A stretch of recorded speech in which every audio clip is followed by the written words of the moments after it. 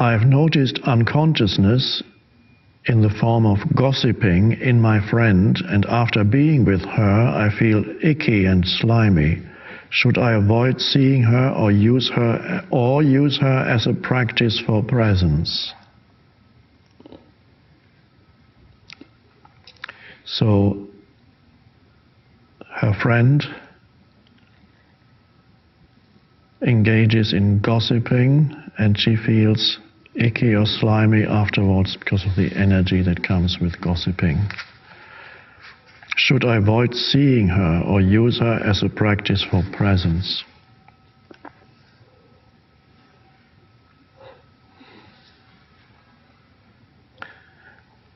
It often happens that as when two friends, one of them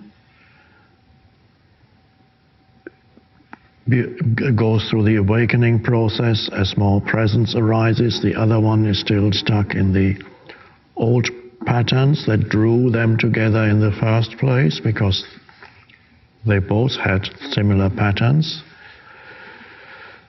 And then it often happens that if the other person does not grow in consciousness, they quickly separate or drift apart. And this may be the case here, but I don't know whether your friend in other areas of her life may be more present, because it does happen with many people that certain patterns can continue to operate even in humans who are going through the awakening process. So she may still be completely unconscious, or I don't know, or it may be that she may also go through the awakening process, and my answer now has a wider application. It may be relevant to you also, or somebody you know, that even as presence arises, certain habit patterns, unconscious habit patterns, that in certain areas can survive for quite a while without that person knowing it. In other words, we could call that pockets of unconsciousness in certain areas. So it could be an old standing habit, like gossiping about other people, could survive without that person being really aware of it. It could be other things survive as habit patterns that are unconscious, or reactive patterns triggered by certain situations. And so these people then, even though they are becoming more present, whenever they encounter a certain situation, fall back into a reactive pattern and complete unconsciousness without knowing it. So, and that is then where the ego is hiding. Your ego is no longer then in control of your entire existence, but it takes refuge in a pocket of unconsciousness, which can be, in some cases, very hard to dislodge. And it can be stubbornly unconscious. And no matter, it can be pointed out to the person when the person is fully conscious that this happens every time, and every time it happens, the person is still overwhelmed with complete unconsciousness.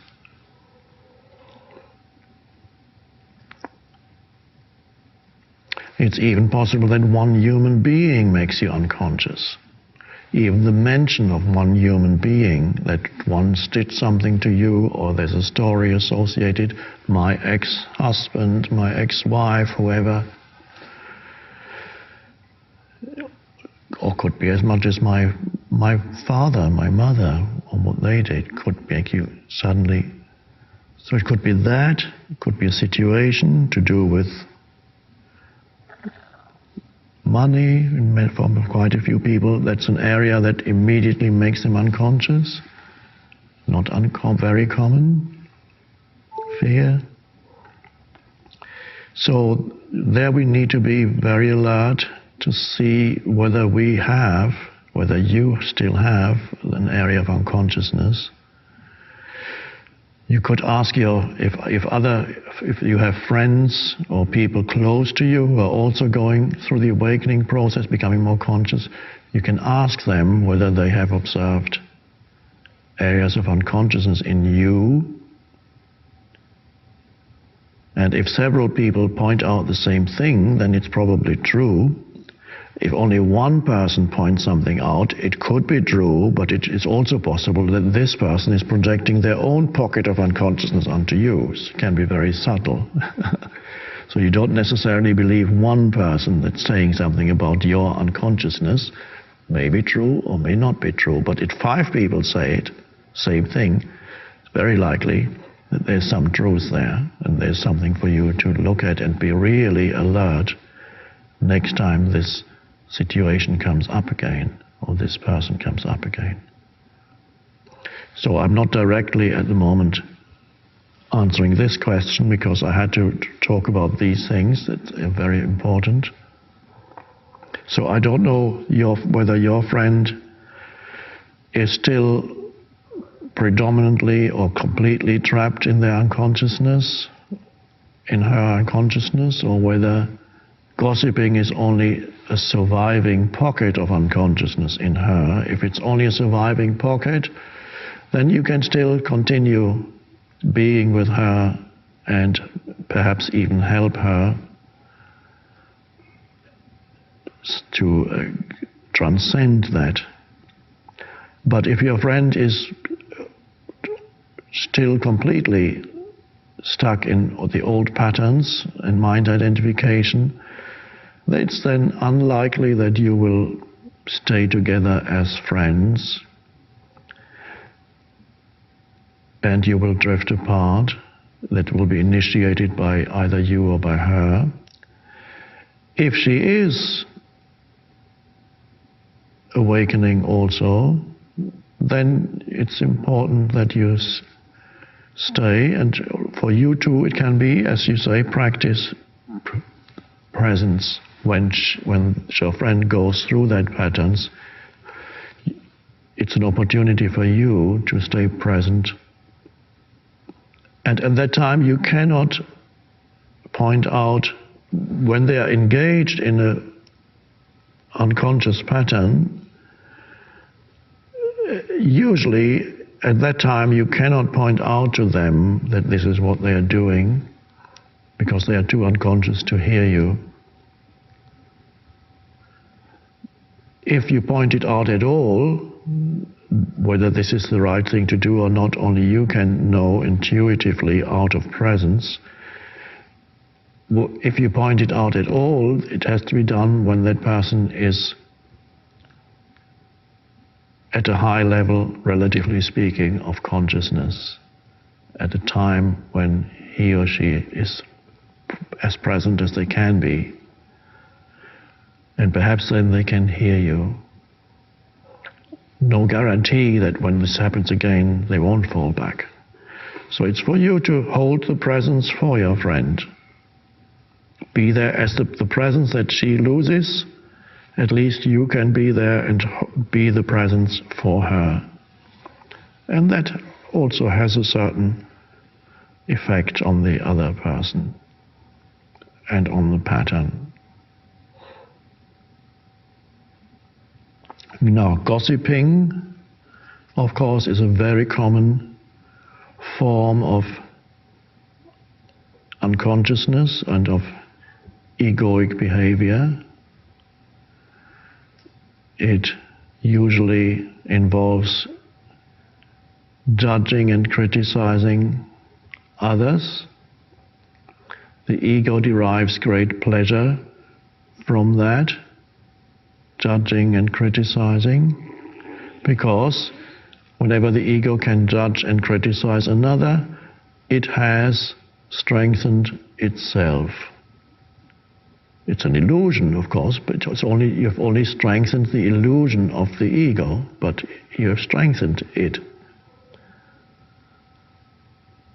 Because when you criticize and judge another, of course, you feel superior to the other. The ego feels superior.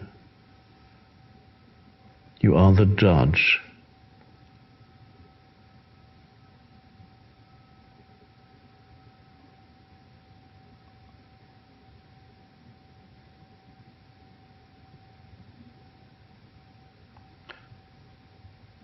It's almost addictive.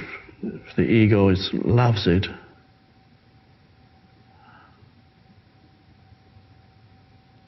And gossiping forms the basis of many friendships. The main thing that's holding many friendships together is that they gossip together.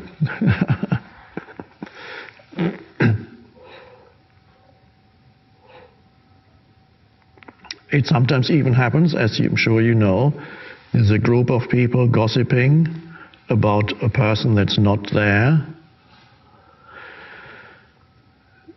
And then that person arrives, and then another person from the group leaves to go to the bathroom, and then the group starts gossiping about her. It doesn't matter. The ego doesn't mind who you gossip about.